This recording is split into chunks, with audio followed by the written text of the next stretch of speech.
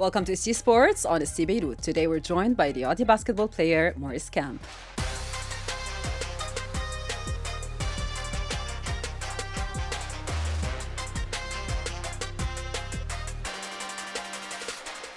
Maurice, welcome to the show. Great to have you with us. No, thank you for having me. It's a pleasure. You've been playing with Riyadi this season in the Lebanese League, Abu Dhabi Championship, the FIBA Wasl.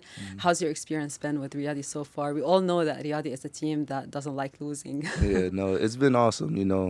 Riyadi is just an excellent organization, probably the best I've played for as far as just professionalism and how they treat their players. So it's been an awesome experience. They've welcomed me like family from the beginning, so I'm loving it. And this isn't your first time in Lebanon. You played for Tadamun Zouk back in the 2016-2017 season. How much did that first experience influence your decision to come back this season? Yeah, it influenced it a lot. I made a lot of good friends here. I played with Bilal back in the day when we were just kids. Yeah, we were just kids back then. But, so I was looking forward to playing with him again. I've been in contact with Mazen and Coach over the years, trying to see if I can come back and things like that. So I'm glad I was finally able to. I'm super excited about it. Over the years, Maurice, we've seen some big names join Riyadi but struggle to fit into the system.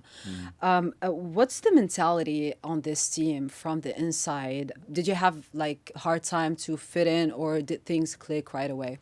I think it was a little bit easier for me because I understood Riyadi playing here before. I understood that, Riyadi's all about team basketball. When you're a foreigner, a lot of times in other jobs, you have to do a lot.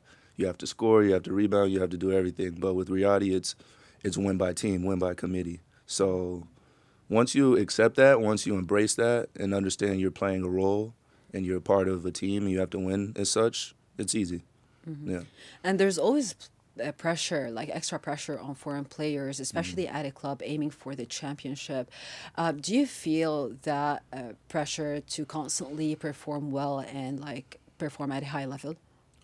It's not pressure. I see it as a challenge, and we love competing. Like if you're playing professionally, you're a competitor. So I see it as a challenge. It's nice to embrace it, knowing that every night you have the target on your back and you have to bring your A game for sure. You have to be ready every time you step on the court because teams are trying to knock us off every night.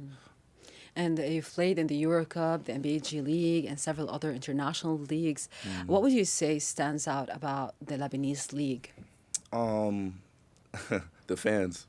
Yeah, the Sagesse Riyadi rivalry, Homemden fans, like we were speaking about it, it's awesome. It's pure passion, and it makes the game so much fun. That competitiveness, that rivalry, I love it. I really do. Do you get to meet the fans off court? Yeah, they approach me all the time, and always fun, always joking. But you can tell the passion is there, especially from Sagesse fans, and I love that. I love it. It makes it all fun.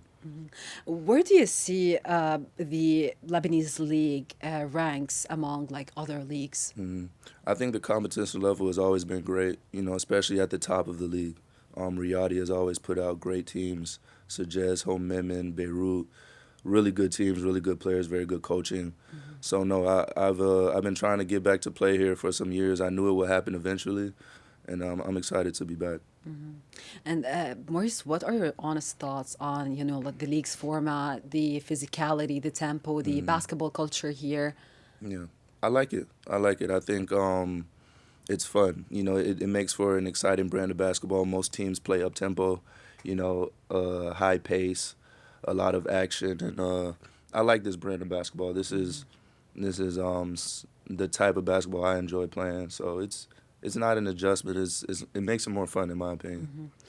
The Lebanese national team is preparing for the upcoming World Cup qualifiers. Yeah. The national team coach is Ahmad Farran, your coach. Yeah. Many of your teammates are also playing with the national team. They're going to be facing Saudi Arabia and India.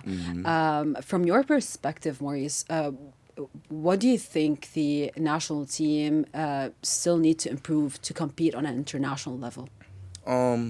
I think they have everything they need. They got really good young players. They got veteran leadership. Clearly a lot of talent. I know guys I think I heard Hike is coming back. Yeah. This is great news for them. He's a leader. He's an excellent player. basketball IQ through the roof. So I think they have everything in place. Obviously, great coaching, proven coaching, and I think they have everything in place. I was there for the last window, the game here.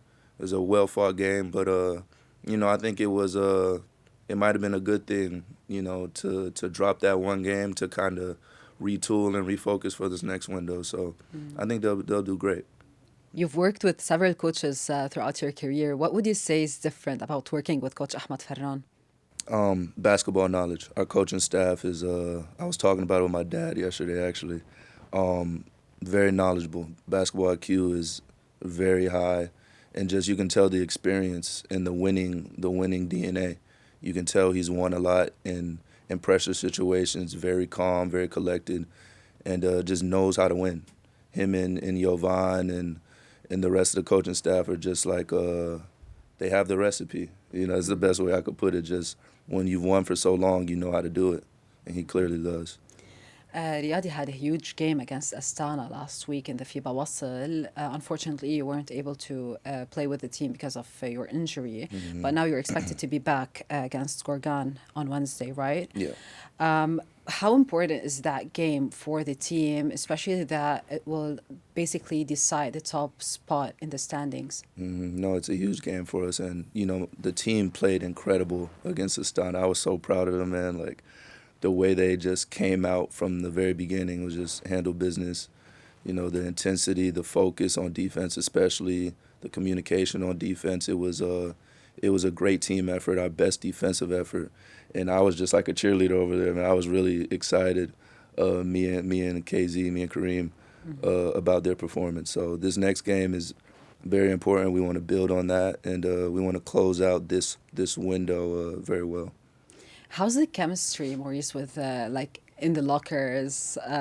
Who are you the closest to on the team? Yeah, pretty much everyone. Every guy has different personalities, but all fun to be around. All great guys. Bilal is by far the funniest on the team, and I've known him the longest, but everyone's funny. Nooney brings great energy. KZ is hilarious. So is Ali. Like, the guys are hilarious. Great guys, too. Like, they all have welcomed me and made me feel a part of their family. And, we got a great group. We really do.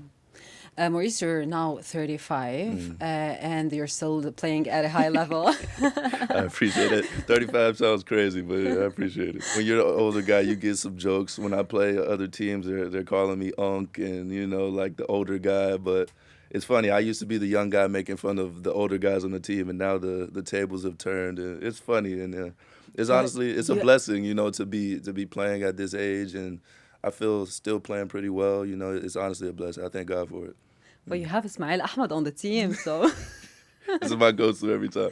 He's incredible, man. I ask him all the time, like, what's the secret? Like, what's your diet? Like, what do you do? What don't you do? He's clearly very disciplined and takes his craft very seriously to be able to play at this age and play very well. He killed it against Astana, and that made me so happy to see him have a great game like that. He's been awesome.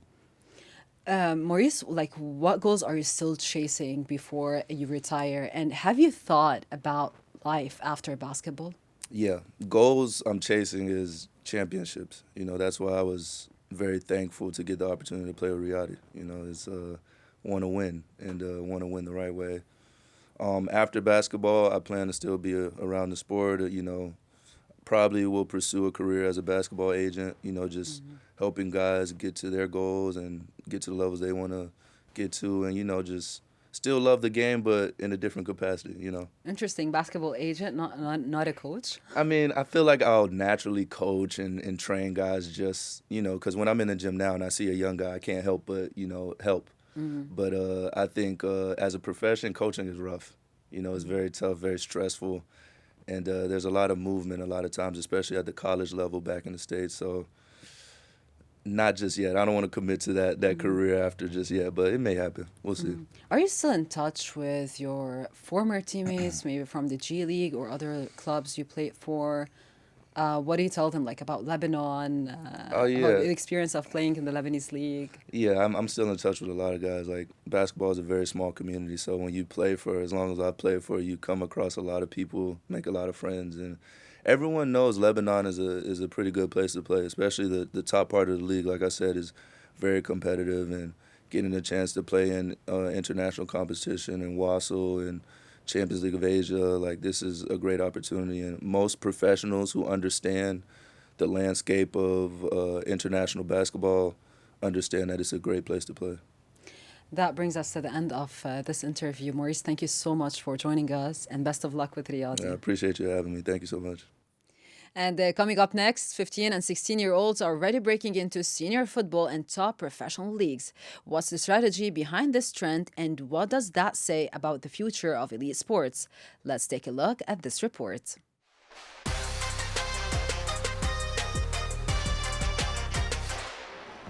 They're not prospects anymore, they're starters. After his remarkable rise, Lamine Yamal has become the top scorer across Europe's 5 major leagues before the age of 19.